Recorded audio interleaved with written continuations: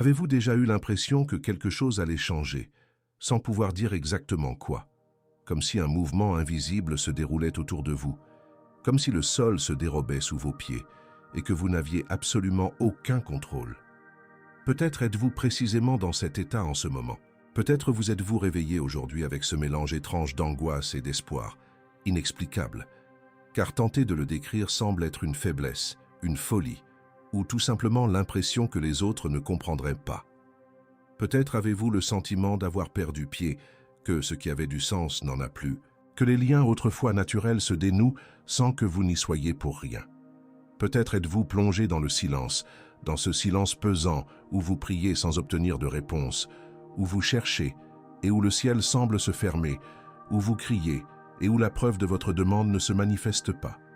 Peut-être êtes-vous en plein combat, confronté à des peurs que vous pensiez avoir surmontées, à des émotions que vous croyiez apaisées, à des blessures que vous pensiez ne plus souffrir. Et si je vous disais que cet endroit précis où vous vous trouvez, ce lieu de confusion, de porte close, de silence, d'isolement, de lutte intérieure, de profonde agitation, n'est pas celui où Dieu vous a abandonné, mais celui où il œuvre plus intensément que jamais dans votre vie. Restez avec moi jusqu'à la fin de cette vidéo, car ce que je vais partager avec vous aujourd'hui peut complètement changer votre perception de ce que vous vivez en ce moment. Cela peut transformer ce qui vous semblait être votre pire moment en un tremplin vers une nouvelle étape. Cela peut convertir ce qui ressemblait à une persécution en une préparation. Et cela peut vous donner la certitude, au fond de votre cœur, qu'aucune circonstance ne pourra vous voler quoi que ce soit. Il existe une vérité que le monde ne vous révélera jamais, car il lui manque le vocabulaire pour comprendre ce que Dieu accomplit en coulisses dans la vie d'une personne. Le monde s'arrête aux apparences, aux indicateurs mesurables, aux résultats que l'on peut photographier et exposer. Il célèbre ce qui est visible et ignore complètement ce qui se passe dans l'invisible. Mais le royaume de Dieu fonctionne selon une logique radicalement différente. Le royaume de Dieu valorise autant le processus que le résultat, la racine autant que le fruit, ce qui se passe dans le secret du cœur autant que ce qui se déroule sur la scène publique de la vie. Par conséquent, pour comprendre ce que Dieu fait en vous en ce moment, vous devez adopter un vocabulaire différent de celui que le monde vous propose. Vous devez apprendre à lire la réalité avec les yeux de l'esprit et non seulement avec ceux de la chair. Le monde vous enseigne que la bénédiction est synonyme de facilité, que la faveur divine se manifeste par des portes ouvertes, une prospérité immédiate et le fait que tout se déroule à merveille en même temps. Et lorsque la réalité prouve le contraire, lorsque le chemin se transforme en désert plutôt qu'en jardin, en persécution plutôt qu'en célébration, en silence plutôt qu'en réponse, le monde en conclut aussitôt que vous vous êtes égaré, que vous avez commis une erreur, que Dieu n'est pas avec vous. Mais la Bible raconte une toute autre histoire. Elle raconte l'histoire d'hommes et de femmes choisis par Dieu pour porter une mission plus grande, et tous, sans exception, ont traversé une épreuve qui, vue de l'extérieur, semblait à l'opposé d'une bénédiction. Et c'est précisément dans cette épreuve que la bénédiction s'est construite, non pas parallèlement à l'épreuve, non pas après l'épreuve, au cœur même de l'épreuve. Pensez à Joseph, un jeune homme aux rêves extraordinaires, aimé de son père, plein de vision et de détermination. Dieu lui-même s'était révélé à Joseph en songe, lui prédisant grandeur, leadership et succès. Si vous ne connaissiez que le début de son histoire, vous penseriez qu'il était le favori de Dieu, l'enfant prodige, celui pour qui tout serait facile. Mais l'histoire de Joseph fut loin d'être simple. Elle fut marquée par des frères qui le haïssaient, la fosse obscure où il fut jeté, la captivité en Égypte, loin de tout ce qu'il connaissait, la fausse accusation d'une femme, l'emprisonnement où il tomba dans l'oubli pendant des années, et la promesse d'un échanson de parler de lui au Pharaon, promesse qui resta lettre morte pendant 2 ans. Chaque fois que la situation de Joseph semblait s'améliorer, elle empirait. Chaque fois qu'une issue paraissait se profiler à l'horizon, elle disparaissait. Si vous aviez rencontré Joseph en prison et lui aviez demandé ce qu'il faisait là, il n'aurait probablement pas su vous répondre pleinement. Car d'un point de vue humain, tout cela ressemblait à une fin, à une erreur, à un abandon. Mais Dieu était à l'œuvre, invisible à Joseph depuis sa prison. Il préparait son environnement, ses relations, son caractère, son cœur et sa force intérieure pour accueillir ce qui allait arriver. Et lorsque le moment de Joseph arriva, ce fut si soudain, si pleinement, que celui qui était en prison devint gouverneur d'une nation entière en quelques heures. Ni semaines, ni mois. En un seul jour, tout changea. Voilà ce que Dieu fait avant de bénir. Il prépare. Et je tiens à ce que vous compreniez un point fondamental de ce processus de préparation, car la plupart des gens le comprennent mal. La préparation n'est pas une punition. Elle n'est pas le signe que vous avez commis une erreur. Elle ne prouve pas que Dieu est contre vous ou que vous êtes indigne de ce qui vous a été promis. La préparation est le signe que ce que Dieu a en réserve pour vous est si grand, si solide, si durable, qu'il ne peut être donné à une version de vous-même qui n'est pas encore prête à le supporter. Imaginez recevoir la clé d'un immense manoir avant d'avoir appris à gérer une petite maison. Le manoir ne serait pas une bénédiction, mais une source de chaos. Les pièces seraient négligées, l'entretien impossible, les ressources gaspillées. Imaginez recevoir un partenariat commercial de plusieurs millions de dollars avant d'avoir appris l'intégrité dans les petites négociations. Cette opportunité ne vous élèverait pas, elle vous détruirait, car le caractère nécessaire pour assumer de grandes responsabilités doit être forgé au préalable et non pendant. Imaginez recevoir la relation que vous désiriez tant, avant d'avoir guéri les blessures du passé qui sabotent les relations. Ce serait une répétition amplifiée de tout ce qui a déjà fait mal. Dieu connaît cette loi mieux que quiconque, car c'est lui qui a créé les lois de la croissance, de la maturité et du caractère. Ainsi, avant d'ouvrir les portes qui comptent vraiment, il œuvre dans l'invisible. Il organise ce que l'œil humain ne peut voir. Il prépare le terrain avant d'y semer. Il fortifie les racines avant que le fruit n'apparaisse. Et plus les racines qu'il souhaite implanter en vous sont profondes, plus ce processus de préparation peut être long et intense. Car les arbres qui résistent aux tempêtes les plus violentes ne sont pas ceux qui ont poussé le plus vite, mais ceux qui ont développé les racines les plus profondes.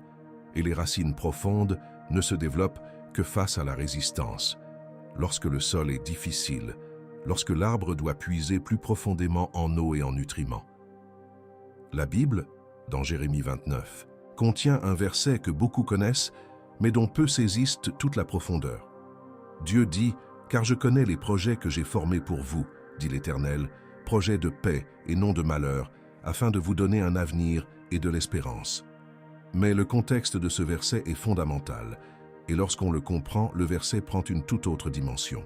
Dieu s'adressait à un peuple en exil, un peuple déraciné de sa terre, vivant sous domination étrangère, ayant perdu son temple, sa ville sainte, la structure religieuse et sociale qui définissait son identité. Un peuple loin de chez lui à tous les égards, territorialement, spirituellement, émotionnellement et culturellement. Et c'est précisément à ce peuple, au cœur de l'exil, que Dieu parle de projets de paix, d'avenir et d'espérance. Non pas après l'exil, au cœur de l'exil. Non pas lorsque tout est résolu, lorsque tout semble perdu. Car le plan de Dieu ne commence pas après les épreuves. Le plan de Dieu se réalise malgré les difficultés. Le verset qui précède celui que tout le monde cite exhorte les gens à construire des maisons, à cultiver des jardins, à marier leurs enfants et à rechercher la paix dans la ville où ils se trouvent. Autrement dit, Dieu dit « Vivez pleinement là où vous êtes, car votre situation actuelle fait partie de mon plan pour vous, même si vous êtes en exil. » Et cela nous amène au premier signe que je souhaite partager avec vous aujourd'hui. Le premier signe que Dieu vous prépare à un tournant majeur, à une véritable transition, à quelque chose qui changera votre vie d'une manière que vous ne pouvez pas encore pleinement imaginer, c'est une certaine agitation face à votre vie actuelle. Une insatisfaction qui ne vient pas de vous. Une incapacité à vous contenter de ce qui vous semblait autrefois tout à fait normal et suffisant. Vous connaissez cette sensation lorsque vous regardez les mêmes choses qu'avant et que vous ne ressentez plus la même chose. Les conversations qui vous enrichissaient vous paraissent désormais vides. Les lieux qui vous satisfaisaient vous semblent maintenant trop petits. Les rêves qui vous paraissaient ambitieux vous semblent désormais insuffisants. Les réussites que vous désiriez tant lorsqu'elles arrivent ne vous apportent pas la satisfaction escomptée. Vous atteignez votre but et au lieu de vous sentir comblé, vous ressentez un vide encore plus grand, une question lancinante. Est-ce tout? Il devait y avoir plus que cela. Comme si la cible que vous visiez était trop petite pour l'archer que vous êtes devenu. C'est comme si vous aviez grandi intérieurement, mais que le monde autour de vous était resté de la même taille qu'avant, créant ainsi une tension entre qui vous êtes et ce qui vous entoure. Ce n'est ni de l'ingratitude, ni de l'arrogance, ni un péché. C'est ce que j'appelle la sainte non-conformité. L'insatisfaction salutaire naît du désir semé par Dieu d'accéder à une nouvelle étape, à un nouveau chapitre, à la version plus aboutie de l'histoire qu'il a prévue pour vous. Ce désir peut d'abord être confondu avec une insatisfaction négative, un manque de contentement, voire une rébellion.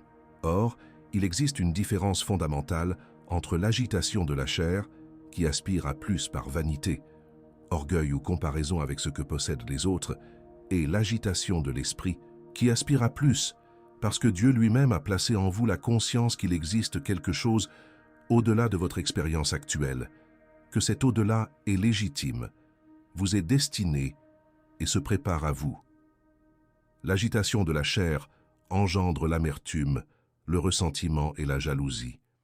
L'agitation de l'esprit, quant à elle, laisse une soif insatiable, une faim que seul Dieu peut étancher. Une soif de plus de profondeur, d'authenticité, de sens, de plus que ce que le superficiel et l'éphémère peuvent offrir. Imaginez ce que David a dû ressentir après que Samuel soit allé chez Jessé et l'ait oint roi. David reçut l'onction. L'Esprit du Seigneur descendit sur lui avec puissance. Il eut la confirmation prophétique de ce que Dieu avait prévu pour sa vie. Puis il retourna garder les moutons. Il retourna au champ. Il reprit sa routine d'avant la visite de Samuel. Mais intérieurement, il n'était plus le même. Il portait en lui le sentiment d'une destinée que l'odeur des moutons ne pouvait plus apaiser. Et cette insatisfaction le poussa à s'entraîner au lancer de fronde, à perfectionner sa musique, à approfondir sa relation avec Dieu dans les champs de Bethléem.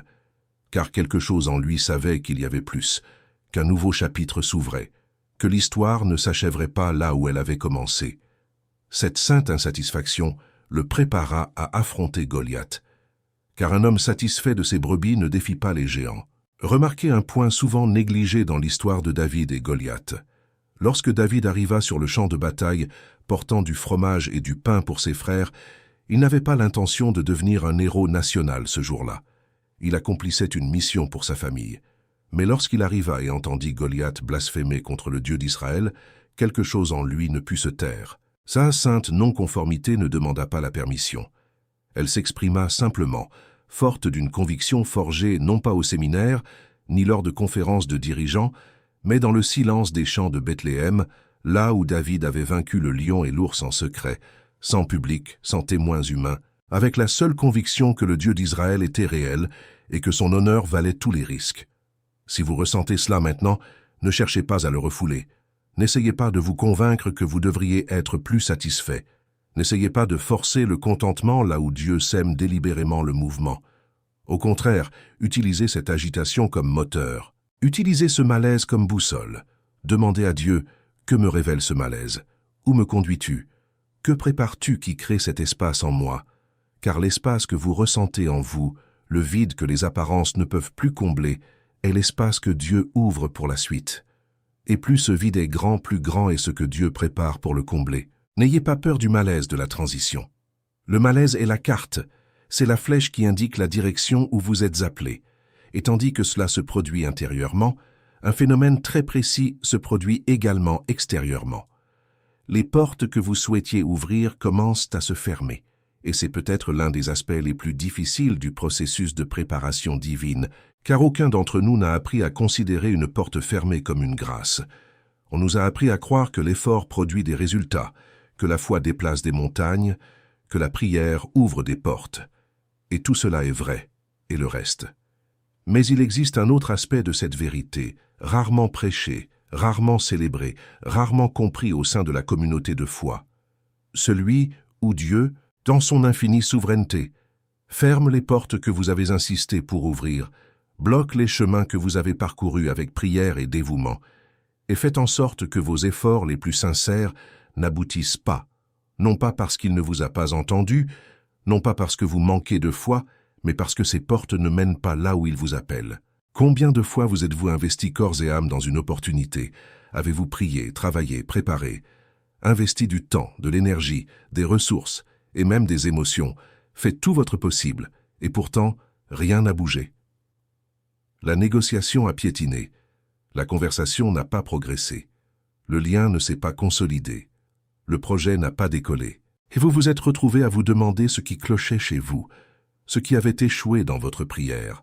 Pourquoi Dieu ne répondait-il pas par le « oui » dont vous aviez si désespérément besoin? Mais et si Dieu répondait? Et si le « non » était la réponse?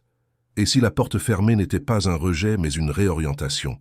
Et si Dieu vous épargnait de vous engager dans quelque chose qui, 5 ou 10 ans plus tard, se révélerait être un piège déguisé en opportunité, un raccourci menant en réalité à une impasse?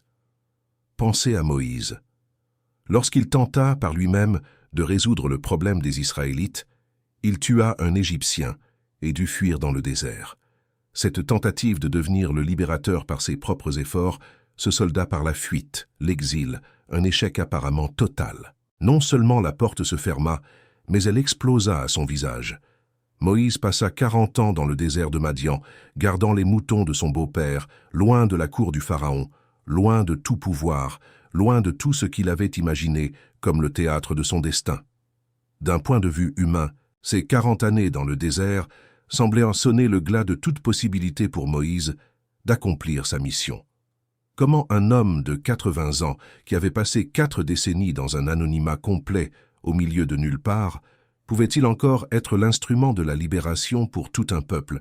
Mais Dieu se servait de ces 40 années pour transformer un prince égyptien en berger, car le peuple que Moïse devait guider n'avait pas besoin d'un politicien formé aux arcanes du pouvoir égyptien, mais d'un berger qui avait appris à conduire ses brebis dans le désert. Les compétences que le désert avait développées en Moïse étaient précisément celles qui lui seraient nécessaires pour guider Israël pendant 40 années supplémentaires dans un désert encore plus aride. Les portes qui se fermèrent pour Moïse dans la première phase de l'histoire n'étaient pas une punition, mais la préparation idéale à la seconde. Il en va de même pour vous. Lorsque des portes se ferment, avant de désespérer, avant de conclure que vous êtes définitivement hors de la volonté de Dieu ou que tout est irrémédiablement perdu, prenez un instant pour considérer la possibilité que Dieu vous fasse miséricorde en vous empêchant de vous engager sur une voie qui n'est pas faite pour vous. Considérez la possibilité que cette porte fermée soit une protection divine, dissimulée sous les apparences d'une frustration passagère. Considérez que Dieu connaît l'avenir complet de chaque chemin, qu'il voit ce que vous ne voyez pas, qu'il sait ce qui vous attend au bout de cette route que vous rêviez tant d'emprunter, et qu'en fermant cette porte, il ne vous abandonne pas. Il vous guide. Il restreint vos options non pas pour vous limiter, mais pour aligner vos pas sur le chemin spécifique et unique qu'il a préparé pour vous depuis avant la création du monde. Le livre des Proverbes, chapitre 16, dit que le cœur de l'homme médite sa voie, mais que l'Éternel dirige ses pas. Remarquez la nuance dans ce verset. Le cœur médite. Nous avons tous nos projets, nos rêves, nos objectifs, nos plans B et C. Et c'est tout à fait légitime. Dieu ne vous a pas créé pour être passif, pour rester assis à attendre sans prendre d'initiative, sans vision, sans bouger. Mais l'Éternel dirige vos pas. Et parfois, diriger vos pas signifie fermer la rue que vous vouliez emprunter pour trouver le chemin qui mène véritablement à votre destination. Pensez à la différence entre une rivière et un canal d'irrigation. La rivière trouve son propre cours, contourne les obstacles, cherche le point de moindre résistance. Le canal d'irrigation est guidé par des digues construites délibérément pour diriger l'eau précisément là où elle doit aller. Les portes que Dieu ferme sont les digues du canal. Elles ne sont pas là pour vous étouffer ou vous empêcher d'avancer. Elles sont là pour vous guider précisément là où l'eau de votre vie doit aller. Voici un principe que je souhaite que vous gardiez à l'esprit. Plus la destination que Dieu a pour vous est précise, plus les corrections qu'il apportera en cours de route seront exactes. Un GPS qui vous conduit à une adresse générique peut tolérer de nombreux détours. Mais un GPS qui vous conduit à une adresse précise, spécifique et sans équivoque recalculera l'itinéraire à chaque fois que vous vous écarterez du chemin, aussi souvent que nécessaire.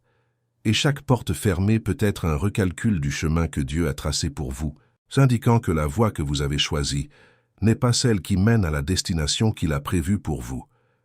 Mais vient ensuite le troisième signe, et peut-être le plus difficile à accepter pour ceux qui ont une foi authentique, pour ceux qui ont déjà vécu de véritables expériences avec Dieu, pour ceux qui savent ce que signifie ressentir la présence du Seigneur de manière tangible, le silence.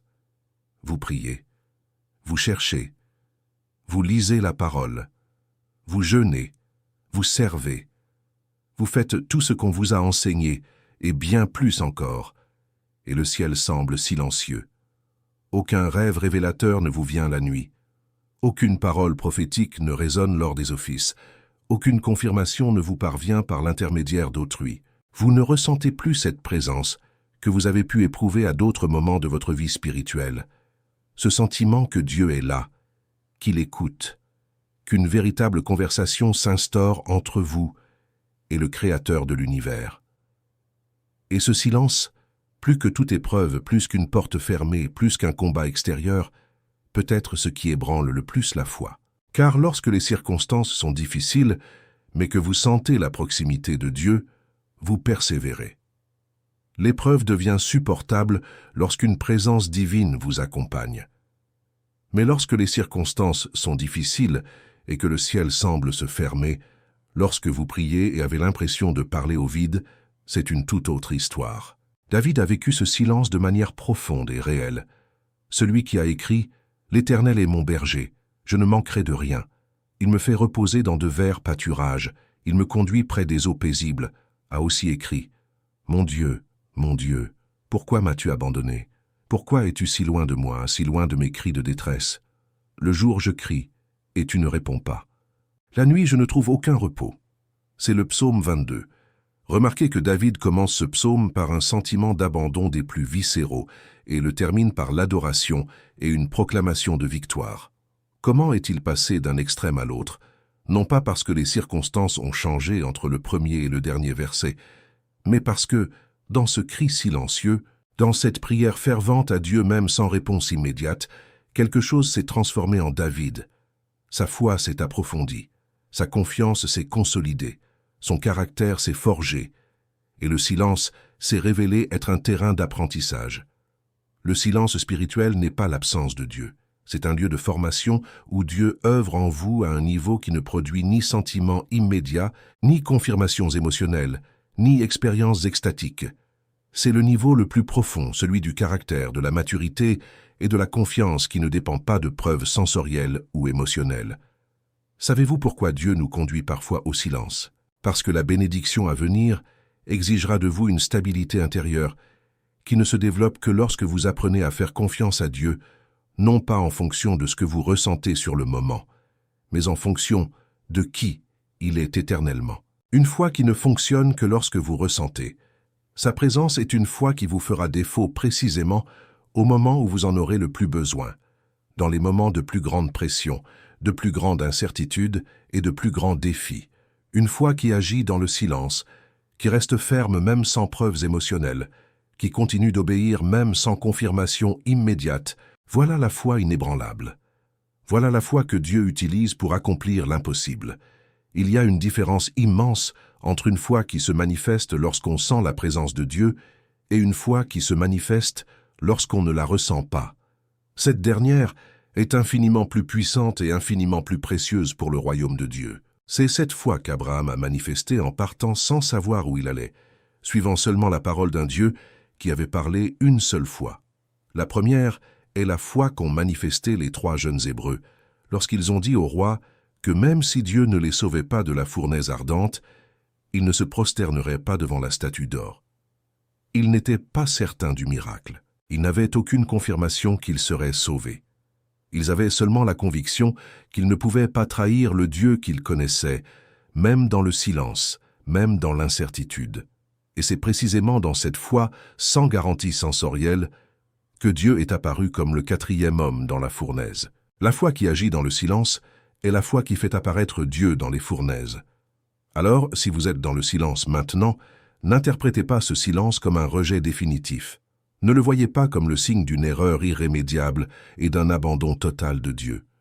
Voyez-le plutôt comme la leçon la plus approfondie de l'école de Dieu. Pensez à Élie après sa victoire sur le mont Carmel. Cet homme venait de faire descendre le feu du ciel. Il avait affronté seul 450 prophètes de Baal. Il avait été témoin du miracle le plus spectaculaire de sa génération.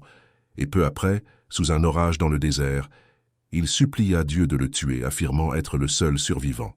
L'homme qui avait invoqué le feu du ciel était sur le point de mourir d'épuisement spirituel et émotionnel. Et comment Dieu a-t-il réagi? Non par le tonnerre, non par un miracle spectaculaire, mais par un ange qui le toucha pendant son sommeil et lui dit « Lève-toi et mange car le voyage est trop long pour toi. » D'abord le repos, d'abord les soins, d'abord le retour aux sources, et puis, sur le mont Horeb, quand Élie était caché dans une grotte, plongé dans un silence absolu, Dieu ne s'est pas manifesté dans le vent violent qui fendait les montagnes. Il ne s'est pas manifesté dans le tremblement de terre. Il ne s'est pas manifesté dans le feu. Il s'est manifesté dans la douceur et la délicatesse de sa voix, dans le souffle léger, dans le silence qui parle plus fort que n'importe quel spectacle.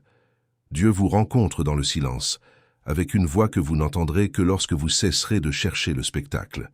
Comme ce lieu où il vous enseigne à marcher par la foi et non par la vue, ce que dit précisément 2 Corinthiens 5:7. Comme le processus qui forgera en vous une stabilité que même la plus violente des tempêtes ne pourra ébranler. Car lorsque la bénédiction viendra, lorsque les portes s'ouvriront, lorsque le chapitre suivant commencera, vous aurez besoin d'un cœur qui ne vacille pas sous tous les vents d'opinion, sous toutes les épreuves, sous toutes les attaques de l'ennemi. Vous aurez besoin d'un fondement qui ne tremble pas sous toutes les pressions. Et ces fondations ne se construisent que dans le silence, lorsque vous choisissez de faire confiance, même sans comprendre, lorsque vous choisissez de rester fidèle, même sans voir de résultats immédiats, lorsque vous dites, comme Job l'a dit dans son pire moment, entouré de pertes, de maladies, d'amis qui l'accusaient, et d'une femme qui lui disait de maudire Dieu et de mourir. Même s'il me tue, je lui ferai confiance. Et en parlant de relations humaines, il existe un 4e signe, tout aussi déstabilisant au quotidien, qui engendre souvent un sentiment de culpabilité chez ceux qui le vivent, comme s'ils étaient responsables d'une situation qui en réalité est l'œuvre de Dieu. Il s'agit de la prise de distance avec les personnes et les environnements, sans dispute, sans conflit apparent, sans raison claire et identifiable que l'on puisse s'expliquer à soi-même ou aux autres. On commence à réaliser que certaines relations ont tout simplement cessé de se dérouler aussi naturellement qu'avant. Les personnes avec lesquelles on interagissait fréquemment et facilement semblent soudain distantes, non pas de manière hostile ou offensante, mais simplement parce que les conversations n'ont plus la même profondeur, les rencontres sont moins fréquentes, et l'intérêt commun semble s'être peu à peu dissipé. On essaye de maintenir le même niveau de connexion qu'auparavant, et on se rend compte qu'il faut forcer quelque chose qui allait de soi. Ou encore, il y a des environnements que l'on fréquentait, et où l'on se sentait bien, et soudain, quelque chose en eux ne correspond plus à ce que l'on devient. Le langage est différent. Les valeurs qui émergent dans les conversations sont différentes. Les aspirations des personnes qui évoluent dans ce milieu diffèrent des vôtres, et vous commencez à vous sentir étranger dans des lieux qui vous étaient autrefois familiers. Mais ce que Dieu accomplit dans ce processus de séparation est, en réalité, l'une des plus grandes marques d'amour et de bienveillance qu'il puisse avoir envers vous, car Dieu sait avec une clarté absolue où vous allez. Et il sait que le prochain chapitre de votre vie exigera un entourage différent de celui que vous avez actuellement. Non pas parce que les personnes qui partent sont mauvaises ou ne méritent pas votre affection et votre respect, non pas parce qu'elles sont sans valeur, mais parce que la destinée spécifique à laquelle vous êtes appelés requiert des compagnons qui comprennent cette destinée, qui partagent cette vision, qui parlent ce langage, qui peuvent cheminer avec ce niveau d'engagement, de profondeur et de foi. Chaque étape de la vie requiert l'entourage approprié.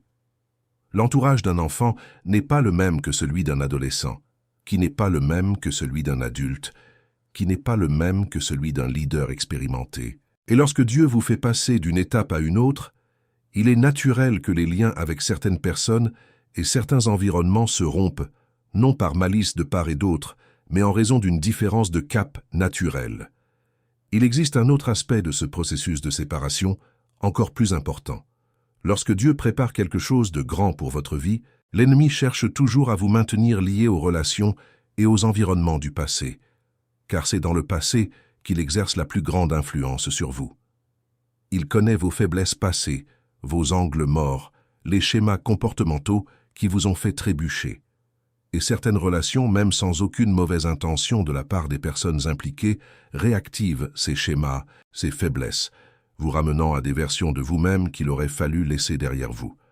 Dans sa miséricorde, Dieu crée une distance entre vous et ce qui réactive ce qu'il faut abandonner, car il sait que si la connexion n'est pas recherchée naturellement, vous la forcerez par loyauté mal placée, par peur de blesser autrui, ou tout simplement parce que vous n'avez pas compris que la séparation est un enseignement divin et non un simple accident. La Bible regorge d'exemples illustrant ce principe. Lorsque Dieu appela Abraham à quitter Ur en Chaldée, il lui dit clairement « Quitte ton pays, ta famille et la maison de ton père et va dans le pays que je te montrerai. » Cet ordre impliquait la séparation, le départ, l'abandon du familier pour embrasser l'inconnu. Et lorsque Lot, le neveu d'Abraham, partit, les problèmes commencèrent. Le conflit entre les bergers d'Abraham et ceux de Lot révéla qu'un lien existait, mais qu'il n'était pas destiné à se poursuivre de la même manière. La séparation de Lot, qui semblait être une perte, fut en réalité le moment où Dieu put parler à Abraham avec une clarté absolue de la plénitude de l'héritage promis. Souvent, la séparation précède la révélation.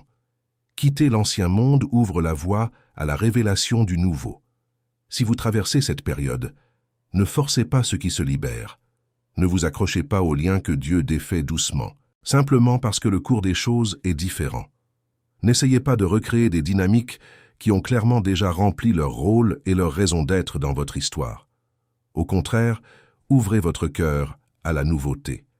Demandez à Dieu avec conviction et précision de vous envoyer les bonnes personnes pour la prochaine étape, celles qui étaient destinées à vous accompagner dans ce nouveau chapitre.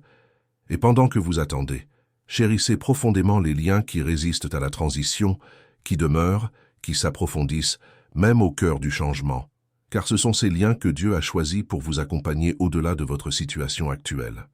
Avant de poursuivre, je voudrais faire une petite pause et vous adresser une demande sincère. Si ce contenu vous touche, si vous vous reconnaissez dans les signes que nous décrivons, si ces mots apportent clarté, réconfort ou courage à votre cheminement, je vous demande de faire quelque chose de très simple. Aimez cette vidéo et abonnez-vous à la chaîne si ce n'est déjà fait. Ce simple geste m'aide énormément à continuer de créer du contenu qui explore en profondeur les mystères de Dieu, qui ne reste pas en surface, qui ne se contente pas de réponses superficielles à des questions profondes et qui traite votre foi avec le respect et le sérieux qu'elle mérite. Poursuivons, car ce qui suit concerne ce que beaucoup d'entre vous vivent peut-être en ce moment et ont besoin d'entendre de toute urgence. Le 5e signe est un combat intérieur intense. Et quand je dis combat intérieur, je ne parle pas de quelque chose de mineur ou de passager. Je ne parle pas d'une journée difficile ou d'une mauvaise semaine. Je parle d'émotions que l'on croyait enfouies et qui refont surface avec une force renouvelée. Des peurs que vous pensiez avoir surmontées depuis longtemps réapparaissent avec une intensité à couper le souffle. De vieilles blessures que vous croyiez guéries, dont vous aviez même témoigné lors de cérémonies religieuses, se révèlent encore à vif et saignent encore de l'intérieur. Des insécurités que vous aviez masquées par la performance, par une activité incessante, par une apparence de confiance en soi ou par le nombre de vos réussites, reviennent vous assaillir aux moments les plus inattendus et les plus inopportuns. C'est comme si tout ce qui était caché au plus profond de votre être, tout ce que vous aviez refoulé sous le tapis de votre conscience pendant des années, avait soudainement reçu la permission de surgir d'un coup, et vous vous sentiez submergé, épuisé, sans comprendre pourquoi vous semblez régresser alors que vous devriez progresser, pourquoi vous vous sentez plus faible maintenant que vous ne l'avez été depuis des années. Mais il ne s'agit pas d'une régression, il s'agit d'une mise à nu pour guérir. Et il existe une différence fondamentale entre les deux, qui change complètement votre façon de réagir à ce que vous vivez. Lorsque vous régressez, vous perdez ce que vous avez accompli, vous retombez dans vos vieux schémas, vous annulez vos progrès, vous repartez de zéro comme si rien de ce que vous avez vécu auparavant n'avait eu la moindre valeur. Mais lorsque vous êtes mis à nu pour guérir, tout ce qui apparaît à la surface est précisément ce qui doit être abordé pour que vous puissiez avancer avec intégrité, stabilité et solidité vers le niveau supérieur. Car on peut feindre la santé émotionnelle pendant longtemps. On peut donner l'impression d'avoir surmonté ce qui n'a pas vraiment été traité. On peut bâtir une vie, voire une réputation, sur des fondations fissurées que l'on ne voit plus, car on s'est habitué à les ignorer. Mais lorsque Dieu vous appelle à passer à l'étape suivante, il ne peut pas vous y conduire avec des fondations aussi fragiles. Car plus l'édifice est grand, plus l'intégrité des fondations devient cruciale. Et alors, il révèle ce qui doit être réparé. C'est comme une opération chirurgicale. Le médecin n'opère pas le patient pour aggraver son état. Il n'approfondit pas l'incision par cruauté ou par négligence. Il opère précisément là où se trouve la maladie, car il est nécessaire de l'atteindre, de l'exposer complètement, de l'éliminer totalement afin que la guérison soit définitive. Et l'opération est douloureuse, bien plus que la douleur sourde avec laquelle vous aviez appris à vivre. La convalescence est inconfortable, longue et parfois frustrante. Mais le résultat est une santé qui serait impossible sans l'intervention. C'est la différence entre traiter un symptôme indéfiniment et guérir la maladie une fois pour toutes. La Bible nous raconte l'histoire du combat de Jacob avec l'ange dans la Genèse 32, et ce récit est l'une des images les plus saisissantes de ce qui se passe durant cette phase d'intense bataille intérieure. Jacob était sur le point de rencontrer son frère Ésaü, qu'il avait fui des décennies plus tôt après l'avoir trompé et lui avoir volé la bénédiction du premier-né. Cette rencontre représentait une confrontation avec tout son passé, avec tout ce qui avait mal tourné dans son histoire, avec les conséquences de ses propres erreurs, avec l'identité de trompeur qu'il portait depuis sa naissance, littéralement depuis le ventre de sa mère, lorsqu'il avait saisi le talon de son frère. Le nom Jacob signifie « celui qui saisit par le talon », celui qui trompe. C'était l'identité qu'il avait portée toute sa vie, qu'il avait incarnée à maintes reprises par ses actes, et qui avait façonné toutes ses relations. Et cette nuit-là, avant l'inévitable confrontation avec tout ce qui était resté irrésolu, Jacob lutta. Il lutta toute la nuit, avec un être qu'il reconnut plus tard comme l'ange du Seigneur, peut-être une manifestation du Christ préincarné lui-même. Il lutta jusqu'à l'aube. Il sortit du combat avec une hanche déboîtée, boitant pour le restant de ses jours, souvenir douloureux de cette nuit. Mais il en sortit transformé. Il en sortit avec un nouveau nom. Il en sortit sous le nom d'Israël, ce qui signifie celui qui a triomphé de Dieu, celui qui a lutté avec Dieu et a vaincu. Et lors de sa rencontre suivante avec Ésaü, au lieu de l'affrontement hostile que Jacob redoutait, il y eut une véritable réconciliation, une étreinte, la paix. Le combat de la nuit avait préparé Jacob à la rencontre qui allait apaiser des décennies de traumatismes non résolus. Le combat intérieur que vous menez est votre Jabok. C'est la veille d'un tournant décisif. C'est le processus qui vous libérera de tout ce qui ne peut vous accompagner dans le prochain chapitre de votre histoire. Les peurs qui vous paralyseraient face aux grandes opportunités que Dieu vous prépare. Les schémas comportementaux qui détruiraient ce que Dieu construit avant même que ce soit achevé. Les blessures non cicatrisées qui contamineraient vos relations les plus importantes. L'insécurité qui vous pousserait à saboter ce que Dieu a mis entre vos mains, car une partie de vous ne se sent toujours pas digne de le recevoir. Cette fausse identité qui vous ferait agir comme si vous n'étiez plus quelqu'un d'autre, même si vous l'avez dépassé. Tout cela doit être mis au jour. Tout cela doit être affronté, traité, abandonné. Et Dieu, dans son infinie sagesse et son amour inébranlable, crée les conditions pour que cette guérison ait lieu maintenant, avant la grande bénédiction, et non après. Car après, il serait trop tard. Après, la blessure aurait contaminé ce qui devrait être plein de vie.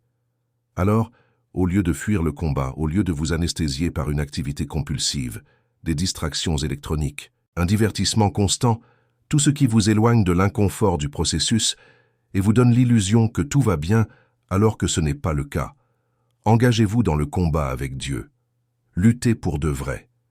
Criez avec sincérité, sans artifice, sans les mots de prière appris par cœur, mais avec la sincérité brute de quelqu'un qui a véritablement besoin de guérison. Et savez-vous ce qu'il y a de plus libérateur dans ce combat?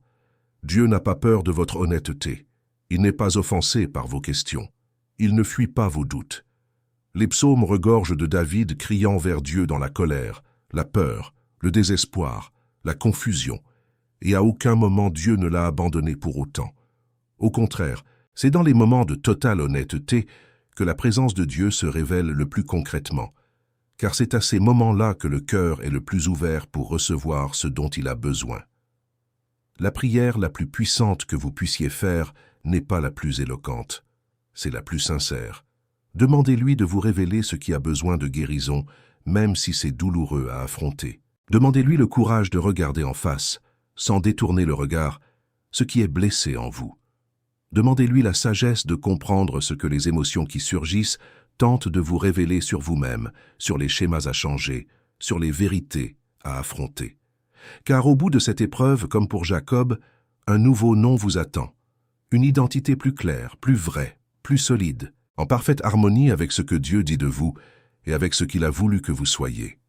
Et lorsque vous êtes plongé au cœur de tout cela, au milieu de l'agitation, des portes closes, du silence apparent, de l'isolement, du conflit intérieur, quelque chose de très particulier et de précieux commence à se produire.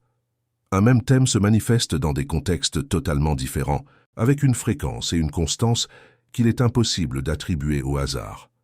Vous entendez un message le dimanche qui aborde précisément le point sensible où vous traversez une période difficile, comme si le prédicateur avait lu votre journal intime avant de monter en chair.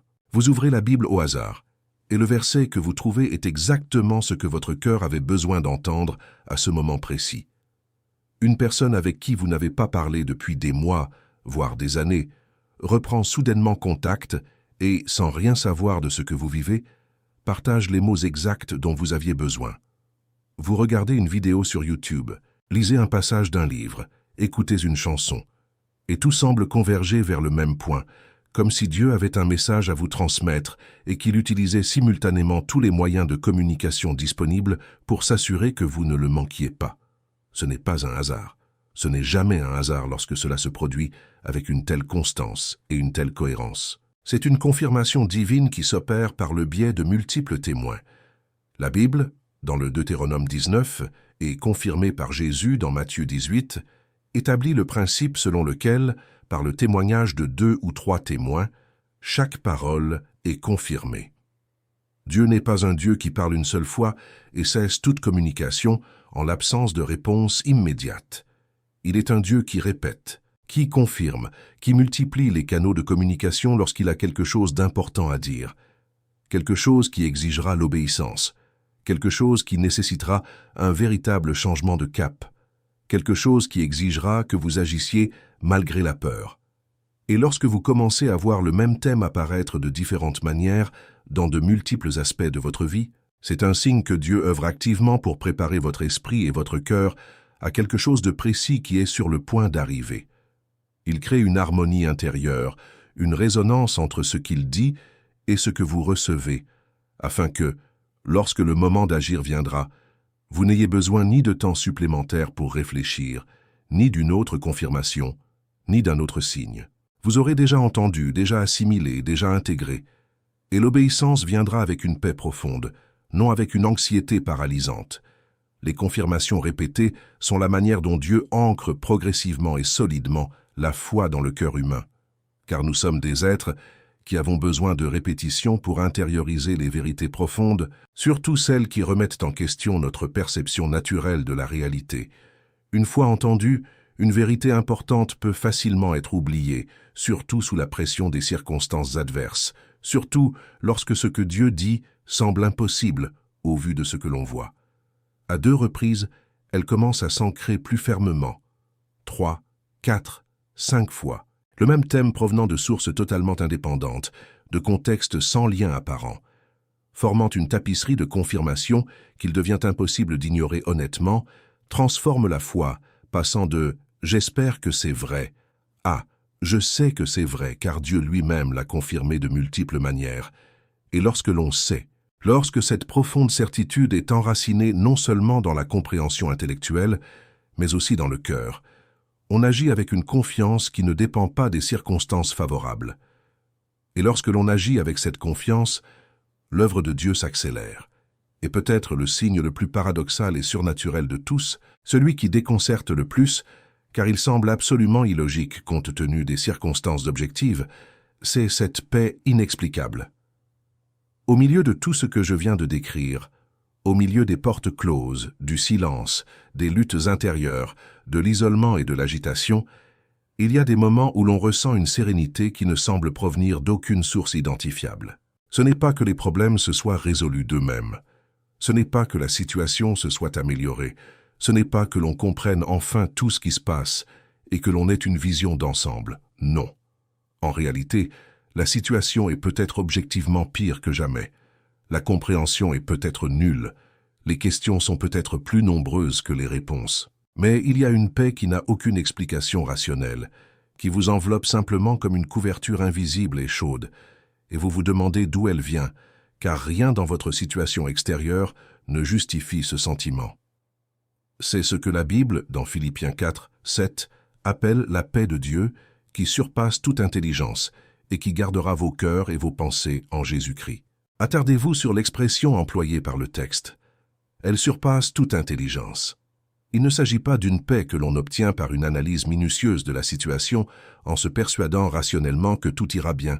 Ce n'est pas une paix qui découle de la résolution de problèmes ou de la manifestation des résultats promis. C'est une paix qui transcende littéralement la capacité humaine de raisonner, de traiter l'information, de comprendre.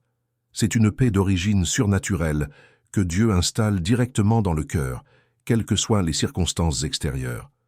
Et Dieu agit ainsi. Il installe cette paix en vous non pas parce que les choses extérieures sont organisées, mais parce qu'il organise en vous quelque chose d'infiniment plus important que ces choses extérieures.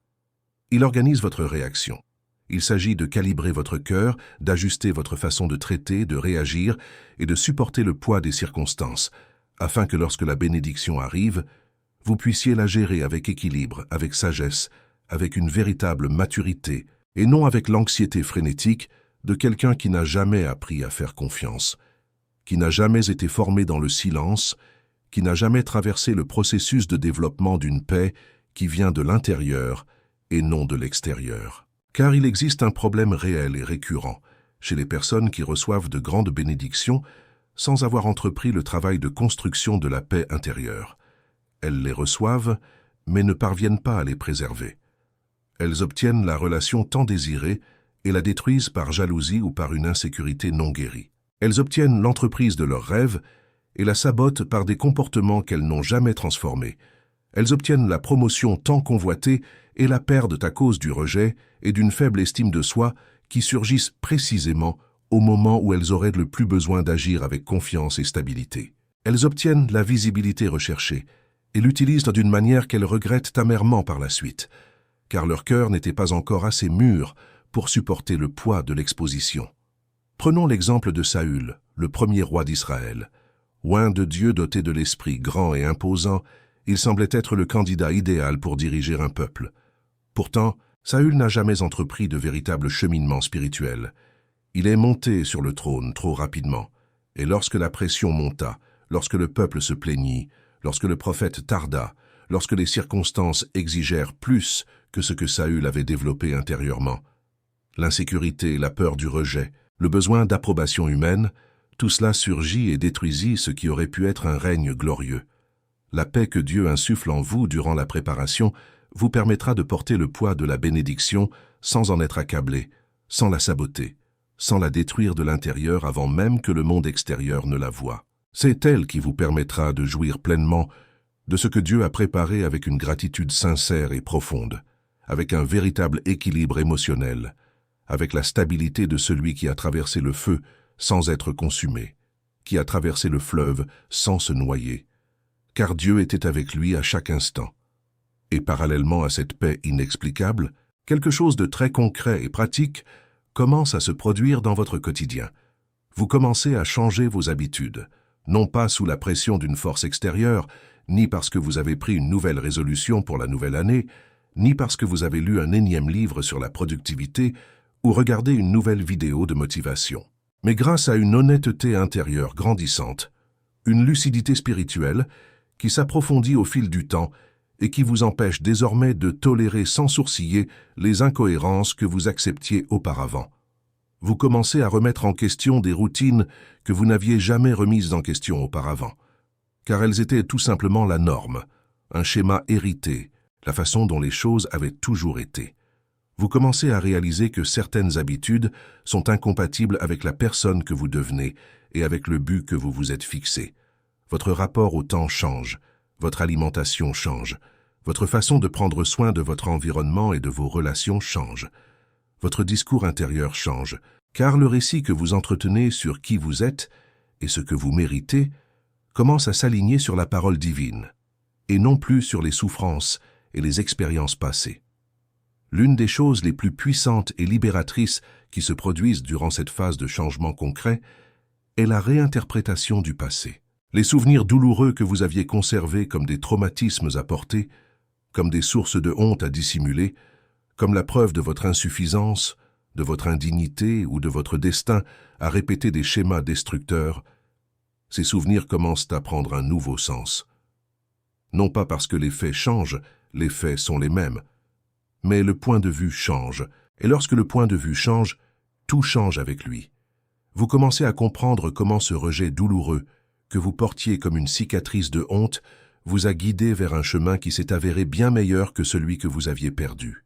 Comment cette perte, qui semblait dévastatrice à l'époque, a ouvert un espace qui a ensuite été comblé par quelque chose qui n'aurait jamais pu y trouver sa place sans cet espace. Comment cette expérience humiliante a forgé en vous une humilité qui vous a protégé d'erreurs bien plus graves, des erreurs que vous auriez certainement commises si vous n'aviez pas traversé cette humiliation qui vous a appris à voir au-delà de votre propre grandeur perçue. Le passé, lui, ne change pas. Mais l'interprétation, elle, change.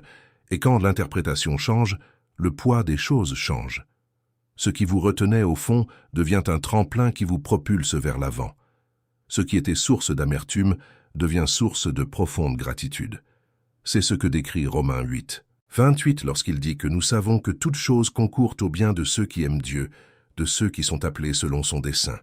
Observez tout, pas seulement les bonnes choses, pas seulement les choses faciles, pas seulement celles qui semblaient logiques sur le moment. Absolument tout, même les choses douloureuses, même les choses déroutantes, même celles qui paraissaient des erreurs irréparables, même celles qui semblaient être de profondes injustices, même celles que vous ne compreniez pas au moment où vous les avez vécues et que vous ne comprenez peut-être toujours pas pleinement. Sous la souveraineté de Dieu, tout est utilisé, tout est intégré à son plan, tout a un rôle, un but, une place dans l'œuvre qu'il accomplit dans votre vie. Et la guérison du passé qui s'opère durant cette phase de transition n'est pas seulement émotionnelle et psychologique, bien qu'elle le soit aussi. Elle est stratégique, au sens le plus profond du terme, car guérir les blessures du passé permet de lever les blocages concrets qui vous empêcheraient d'accueillir pleinement et de gérer sainement ce qui est à venir. Et puis, nous arrivons au dernier signe de transition, ceux qui apparaissent lorsque vous approchez du moment où ce qui a été préparé dans l'invisible commence, graduellement puis rapidement, à se manifester dans le visible. Le premier de ces signes est l'urgence croissante de se rapprocher de Dieu avec une intensité jamais ressentie auparavant. Il ne s'agit pas d'une obligation religieuse, ni de la réalisation d'un programme spirituel, ni d'une quête motivée par la culpabilité pour éviter les conséquences. C'est une faim authentique, une soif véritable, un besoin intérieur, viscéral, qu'on ne peut plus reporter ni remplacer. Être en présence de Dieu, le connaître plus profondément, entendre sa voix plus clairement, vivre une communion avec lui qui dépasse tout ce que vous avez connu jusqu'ici. Vous ouvrez la Bible, non pas parce que c'est prévu ou parce que quelqu'un vous demandera si vous l'avez lu, mais parce que vous en avez besoin. Car la parole devient une nourriture concrète, et sans passer trop longtemps engendre une faim véritable, un malaise profond, comme rester des heures sans manger. Vous priez non pas parce que c'est ce qu'un bon chrétien devrait faire, mais parce que vous ne pouvez pas faire autrement, parce qu'il y a des problèmes entre vous et Dieu qui ne trouvent de solution que dans la prière, parce qu'il y a des choses qui n'ont de sens qu'en sa présence. Voici l'ultime préparation à ce qui va suivre. Dieu vous attire à lui, instaurant en vous une saine dépendance, une véritable intimité, car c'est de sa présence que jaillira tout ce dont vous aurez besoin pour la suite. La sagesse de prendre les bonnes décisions au bon moment, sans précipitation ni hésitation. La grâce d'assumer de nouvelles responsabilités sans en être corrompu. La force de porter ce nouveau fardeau sans succomber. L'humilité de ne pas se laisser griser par le succès. Tout cela a une seule et même source, l'intimité avec Dieu. Et lorsqu'il fait naître en vous une soif irrésistible de sa présence, avant de vous accorder la bénédiction promise, c'est parce qu'il souhaite que vous soyez si fermement enracinés à la source que même face au bonheur, au succès ou à la reconnaissance, vous ne substituiez pas la réussite à Dieu, que vous ne perdiez pas de vue que tout ce que vous possédez et tout ce qui viendra vient de lui et est pour lui. De plus, le temps semble étrangement s'écouler d'une manière difficile à décrire pour ceux qui ne le vivent pas. On ressent très clairement que des cycles se referment, que des chapitres se terminent, que des situations longtemps restées en suspens trouvent enfin une résolution, parfois de façon inattendue. Des conversations qui auraient dû avoir lieu depuis longtemps se tiennent enfin, et lorsqu'elles ont lieu, elles apportent une libération qu'on n'aurait pu obtenir par aucune stratégie. Des situations qui paraissaient complètement paralysées se mettent soudain en mouvement. Ce qui était gelé se dégèle, ce qui était bloqué se déverrouille, et l'on réalise que ce n'est ni notre force, ni notre stratégie qui ont fait bouger les choses. C'est la main de Dieu qui a orchestré le cours du temps, car le moment du prochain chapitre est arrivé. Et avec cela, nos priorités changent organiquement, naturellement, sans qu'on ait besoin de faire un effort conscient pour les modifier. Ce qui paraissait urgent et essentiel perd de son urgence. Ce qui semblait superflu ou secondaire acquiert un poids et une importance insoupçonnés. Naturellement, vous commencez à investir votre temps, votre énergie, vos ressources émotionnelles et matérielles de manière totalement différente. Et avec le recul, vous réalisez que cette réorganisation des priorités n'était pas une décision rationnelle. Elle était le fruit de l'harmonie que Dieu opérait en vous. Et les provisions commencent à arriver. Parfois, elles sont petites, presque imperceptibles, si l'on n'y prête pas attention avec un cœur reconnaissant et attentif. Mais elles arrivent au moment précis où l'on en a besoin, avec une précision qui ne peut être fortuite. Une personne inattendue apparaît avec l'information exacte nécessaire pour la suite, une information que l'on n'avait pas pu trouver par soi-même. Une ressource arrive juste au moment où l'on atteignait ses limites, où un jour de plus, sans elle, serait insupportable. Une porte complètement close s'entr'ouvre soudain sans raison apparente. Un contact perdure et apparaît, offrant une connexion qui s'avère être le chaînon manquant dans ce que l'on essayait de construire depuis longtemps, en vain. Ce ne sont pas des coïncidences, ce sont les prémices de la moisson à venir. Ce sont les signes annonciateurs d'une manifestation qui prendra de l'ampleur. Ce sont les gouttes de pluie qui annoncent l'averse imminente, la grâce divine qui commence à se manifester concrètement après une longue période d'attente et de cheminement.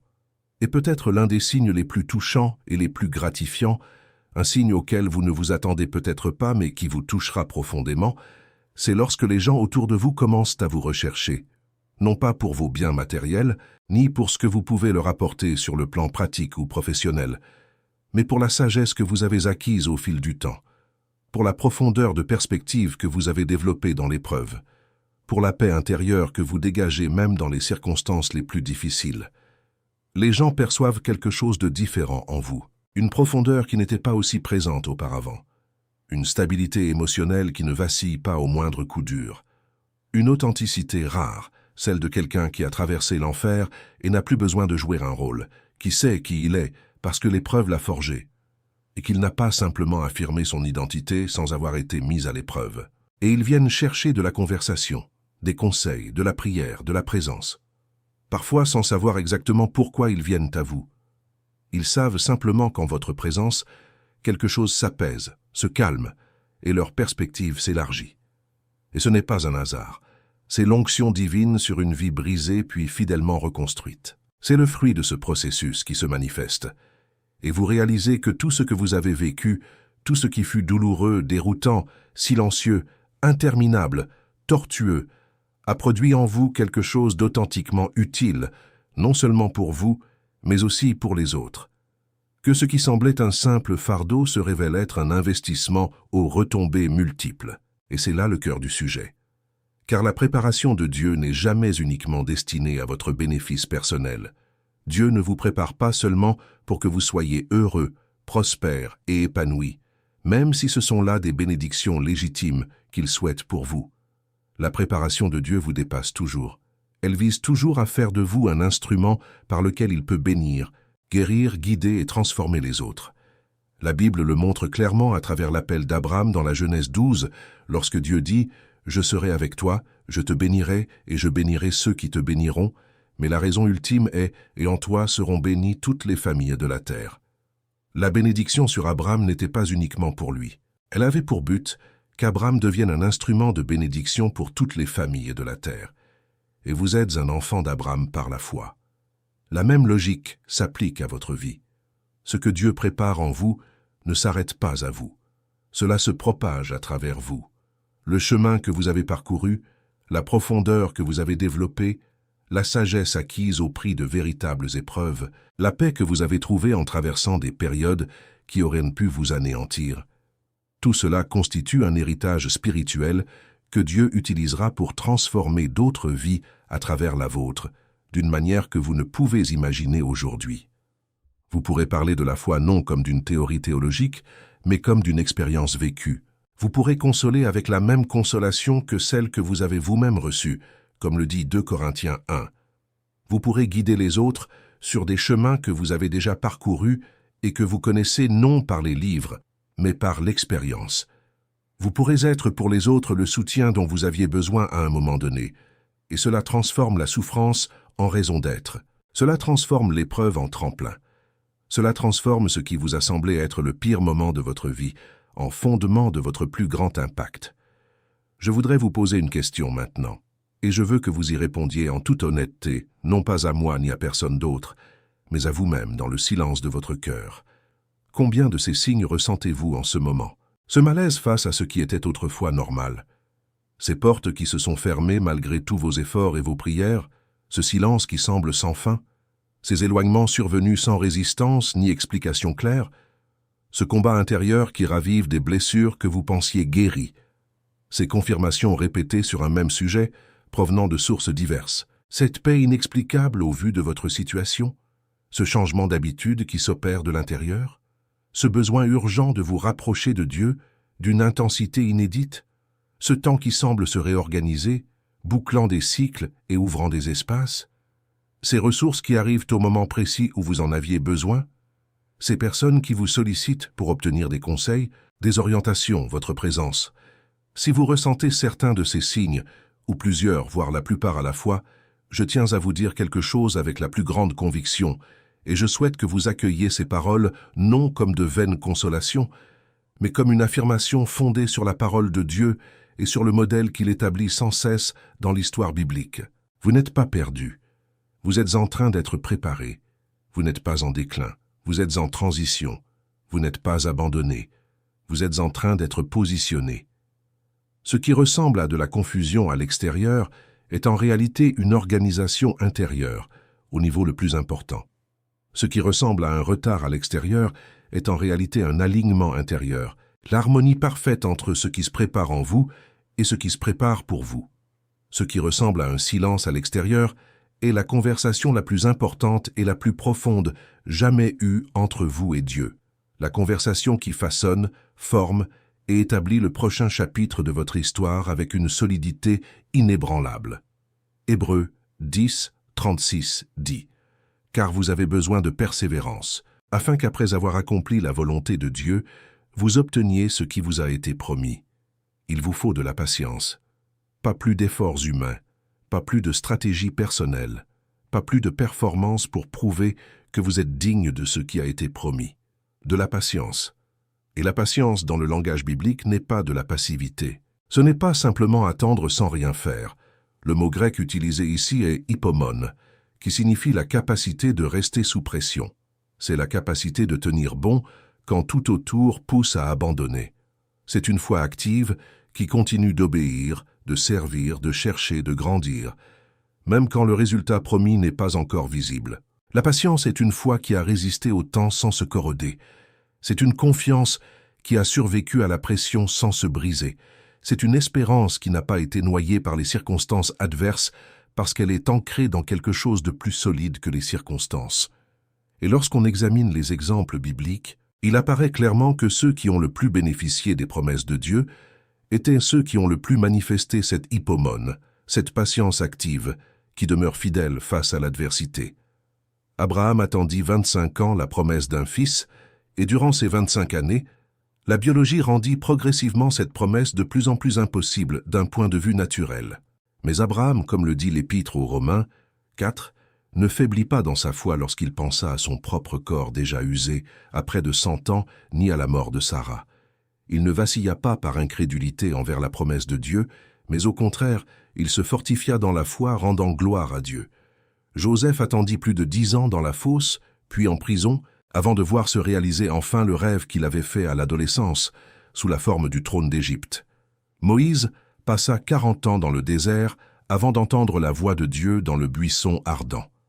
David fut oint roi par Samuel à l'adolescence et n'accéda pleinement au trône que des décennies plus tard. Après avoir fui Saül pendant des années à travers les grottes et les déserts d'Israël, poursuivi par celui qui avait été son protecteur puis son persécuteur. Paul, après sa conversion spectaculaire et miraculeuse sur le chemin de Damas, passa 3 ans en Arabie avant d'entamer le ministère public qui allait transformer le monde. Jean passa des années en exil sur l'île de Patmos, oublié et isolé, avant de recevoir les révélations qui allaient former le livre de l'Apocalypse. Aucun d'eux n'a reçu la promesse le lendemain de la révélation. Aucun n'a négligé le processus. Tous se sont préparés. Et ce processus n'a pas été une perte de temps. Ce processus n'était pas une cruauté divine. Ce processus a été l'investissement le plus précieux qu'ils pouvaient faire, car c'est ce qui les a transformés en les hommes et les femmes qu'ils devaient être pour porter le poids de la promesse de Dieu. C'est grâce à ce processus que David est devenu un roi capable de prendre soin de son peuple, et non seulement de lui-même. C'est grâce à ce processus que Joseph est devenu un gouverneur, capable de gérer l'abondance avec intégrité et de pardonner à ceux qui l'avaient trahi. C'est grâce à ce processus que Paul est devenu un apôtre, capable d'écrire avec autorité sur la grâce, sur la souffrance, sur l'espérance qui ne déçoit pas, car il avait profondément vécu ce dont il parlait. Ce processus était un investissement, non un obstacle, une préparation, non une punition. Et il en va de même pour votre vie aujourd'hui. Je ne connais pas précisément la promesse que Dieu vous a faite. J'ignore les détails exacts du rêve qui vous anime au petit matin. Je ne connais pas toute l'étendue du prochain chapitre qui s'écrit pour vous. Mais je sais ceci avec une certitude absolue, fondée sur la parole de Dieu et le modèle qu'il établit sans cesse. Si vous vivez les signes que nous avons décrits aujourd'hui, si vous traversez le processus de préparation, alors la promesse se prépare en parallèle. Le prochain chapitre s'écrit. La bénédiction se met en place dans le monde invisible, avec un soin et une précision qui dépassent de loin votre capacité de planification, prête à se manifester dans le monde visible au moment précis que Dieu, dans sa souveraineté et son amour parfait, aura déterminé comme étant le moment opportun. Ce qu'il vous demande en ce moment, ce n'est pas d'avoir toutes les réponses, ce n'est pas de comprendre parfaitement chaque étape du processus, ce n'est pas d'avoir une confiance inébranlable en permanence, ni de ne jamais connaître le doute ou la faiblesse. Ce qu'il vous demande, c'est de persévérer, de ne pas abandonner en cours de route, même si le processus vous paraît plus long que prévu. Pensez à Ruth. Elle aurait pu retourner à Moab après la mort de son mari comme Orpa. Orpa n'était pas une mauvaise personne. Elle a pris la décision rationnelle, la décision logique compte tenu du contexte, la décision que Naomi elle-même avait encouragée. Mais Ruth a choisi de rester. Là où tu mourras, je mourrai. Et c'est ce choix de rester, de ne pas abandonner face au veuvage, à la pauvreté et à la nécessité de recommencer sa vie en terre étrangère qui l'a conduite au camp de Boaz, qui l'a inscrite dans la lignée du Messie. Voici ce que Boaz a dit à Ruth. « Tous les habitants de ma ville savent que tu es une femme vertueuse. » La réputation de Ruth ne s'est pas construite dans l'abondance et la facilité. Elle s'est forgée dans la récolte des épis de maïs restants, dans l'humilité, dans la fidélité au processus alors que tout semblait l'inciter à abandonner. Puissiez-vous ne pas interpréter le silence comme un abandon définitif. Puissiez-vous ne pas confondre une porte fermée avec la fin de votre destinée. Puissiez-vous ne pas fuir le combat intérieur qui vous guérit de la racine jusqu'à la cime. Puissiez-vous ne pas forcer ce qui se libère par amour pour faire place au renouveau. Puissiez-vous ne pas rejeter la paix qui défie toute logique, mais qui est un signe de la présence divine. Puissiez-vous continuer à le chercher avec un cœur ouvert, les mains abandonnées, et la confiance d'un enfant qui sait que le Père ne se trompe jamais et n'abandonne jamais. Galates 6, 9 dit avec une simplicité d'une profondeur incommensurable: « Ne nous lassons pas de faire le bien, car au moment opportun nous récolterons si nous ne nous relâchons pas. » Au moment opportun. Pas selon votre propre calendrier, pas selon le calendrier que vous jugez raisonnable, pas selon le calendrier que les circonstances suggèrent comme possible, selon le calendrier de Dieu. Et le calendrier de Dieu est toujours parfait, absolument et complètement parfait, même lorsqu'il paraît terriblement long d'un point de vue humain limité. Imaginez ce que Marie, la mère de Jésus, a dû ressentir pendant les 30 années qui séparent la naissance miraculeuse de son fils et le début de son ministère public. 30 ans. Et la Bible dit qu'elle a précieusement conservé toutes ces choses, les méditant dans son cœur. Elle ne comprenait pas tout, elle ne voyait pas le plan dans son intégralité, mais elle les a précieusement conservés. Elle les a médités. Elle est restée fidèle à ce qu'elle avait reçu, même dans le silence de ces 3 décennies entre la promesse et son accomplissement public. Et lorsque l'accomplissement survint, aux noces de Cana, c'est elle qui dit au serviteur: « Faites tout ce qu'il vous dira. » 30 années passées à garder cela dans votre cœur l'ont préparé à coopérer au miracle le moment venu. La moisson approche. La récolte arrive. La promesse est accomplie. L'histoire que Dieu écrit dans votre vie a une fin digne de tout ce que vous avez vécu et de tout ce que vous vivrez encore pour y parvenir. Ne faiblissez pas. N'abandonnez pas. N'interrompez pas le processus, car il est plus proche que vous ne l'imaginez. Car celui qui a commencé en vous une bonne œuvre la poursuivra jusqu'à son terme. C'est ce qu'affirme Philippiens 1, 6. Il ne s'agit pas d'un espoir vague ni d'une motivation émotionnelle passagère, mais d'une déclaration de la nature immuable de Dieu. Dieu ne commence pas ce qu'il ne termine pas. Il ne sème pas ce qu'il ne récolte pas. Il ne promet pas ce qu'il n'accomplit pas pleinement et en son temps. Remarquez que Paul a dit cela à une communauté qui traversait des épreuves, des pressions et des incertitudes. Quant à l'avenir, il ne l'a pas dit dans une lettre de célébration, mais dans une lettre d'encouragement pour ceux qui persévèrent, car la déclaration de la fidélité de Dieu est la plus forte précisément là où elle est la plus difficile à percevoir, et ce qu'il a commencé en vous, cette œuvre invisible et profonde qui se poursuit en ce moment même, tandis que vous traversez cette épreuve, que vous persévérez en silence, que vous menez le combat et que vous restez fidèle malgré les portes closes, il l'achèvera. Non pas parce que vous êtes parfait, ni parce que vous n'avez jamais failli, ni parce que vous avez toujours eu raison, mais parce qu'il est fidèle. Et la fidélité de Dieu ne dépend pas de vos actions. La fidélité de Dieu est le fondement sur lequel repose toute l'histoire, un fondement qu'aucune circonstance, aucune erreur, aucune période de silence, aucune bataille ne peut ébranler. Aujourd'hui, où que vous soyez, que ce soit dans un moment de grande confusion où rien ne semble avoir de sens, dans un combat intérieur qui paraît interminable, dans un silence pesant qui semble sans réponse, ou dans le malaise d'une agitation persistante qui vous empêche de retrouver votre équilibre, je vous invite à faire une prière d'abandon sincère, une prière qui n'est pas résignation mais confiance, qui n'est pas renoncement mais repos sur la souveraineté de Dieu, une prière qui dit « Je ne comprends pas tout ce qui se passe, mais j'ai confiance en toi. Je ne vois pas encore la fin, mais j'ai confiance en ton plan qui est meilleur que tout ce que je pourrais concevoir par moi-même. Je ne ressens pas tout ce que je voudrais ressentir, mais je choisis de croire en ta parole plutôt qu'en mes sentiments et plutôt qu'en mes circonstances. Et je m'abandonne entièrement à ce processus, sans aucune réserve, car je sais que ce que tu prépares vaut plus que tout ce que je pourrais accomplir par moi-même, et parce que je sais que tu es bon, que tu m'aimes, et que tes projets pour moi sont des projets de paix et non de mal, pour me donner un avenir et de l'espoir. Si cette prière résonne en vous, récitez-la maintenant, à voix haute ou en silence, avec des larmes ou dans la sérénité, avec une conviction profonde ou avec une foi aussi petite qu'un grain de moutarde, celle qui, selon Jésus, suffit à déplacer des montagnes. Priez.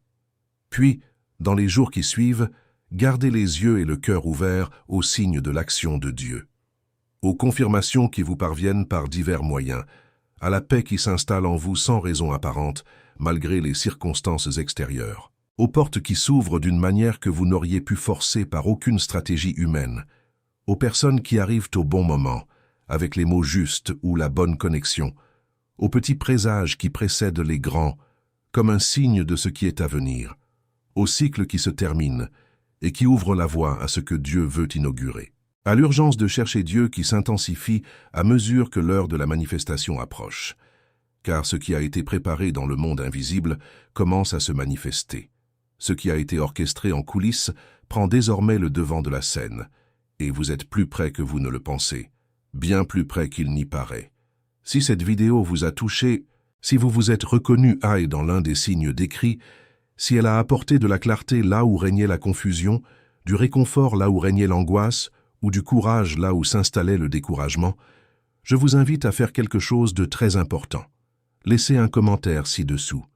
Dites-moi lequel de ces signes vous ressentez le plus intensément en ce moment.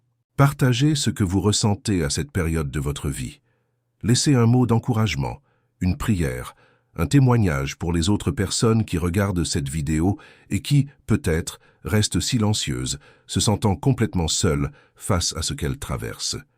Car certaines personnes ont regardé cette vidéo dans le désespoir et ont désespérément besoin de savoir que ce qu'elles vivent n'est pas un abandon mais une préparation. Votre commentaire pourrait être précisément le témoignage, la parole, la confirmation qui donnera à cette personne la force de continuer alors qu'elle était sur le point d'abandonner.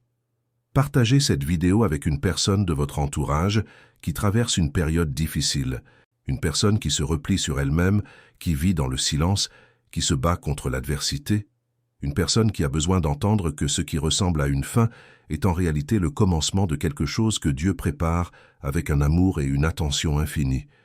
Et si vous êtes arrivé jusqu'ici sans vous abonner à la chaîne, faites-le maintenant, car de nombreux autres contenus de ce genre sont à venir.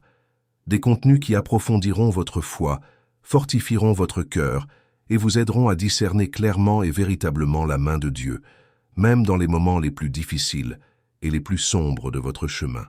Dieu est à l'œuvre, même quand vous ne ressentez rien, même quand tout autour de vous crie que rien ne change, que vous êtes immobile, que le temps passe et que le résultat promis ne se manifeste pas. Même dans ces moments-là, il agit, car Dieu n'a pas besoin que vous ressentiez pour agir. Il n'a pas besoin que vous voyiez pour se mouvoir. Il n'a pas besoin de conditions favorables pour accomplir l'impossible. Il agit selon sa nature et ses desseins, et aucun obstacle, aucun retard apparent, aucune circonstance défavorable ne peut empêcher ce qu'il a décidé pour votre vie. De même que le soleil continue de briller, même caché par les nuages les plus épais, la présence et l'action de Dieu dans votre histoire se poursuivent, même quand vous ne les sentez ni ne les voyez, même quand vous n'en voyez aucune preuve, même quand il semble que rien ne se passe et que le temps s'arrête. En coulisses, dans le domaine invisible de votre vie, il organise, prépare, positionne, aligne, connecte, guérit et construit. Et lorsque le rideau se lèvera, lorsque ce qui a été préparé dans l'ombre sera pleinement révélé à la lumière, lorsque la promesse se manifestera dans toute sa plénitude, vous repenserez à chaque étape du processus, à chaque silence, à chaque porte close, à chaque combat, à chaque séparation, à chaque instant d'inquiétude, à chaque nuit de larmes sur l'oreiller, à chaque aube de prière sans réponse apparente, et vous direz avec une gratitude sincère et profonde, « Cela en valait la peine. Chaque instant du processus en valait la peine. Chaque larme en valait la peine. Chaque nuit d'attente en valait la peine. Car ce que Dieu a préparé dépasse infiniment tout ce que j'aurais pu imaginer, demander ou accomplir par moi-même. » Et vous aurez raison, complètement raison, car c'est exactement ainsi que Dieu agit, infiniment au-delà de ce que nous demandons ou pensons, selon la puissance qui agit en nous. Éphésiens 3:20. Voilà la promesse, voilà la destinée, et vous êtes en route.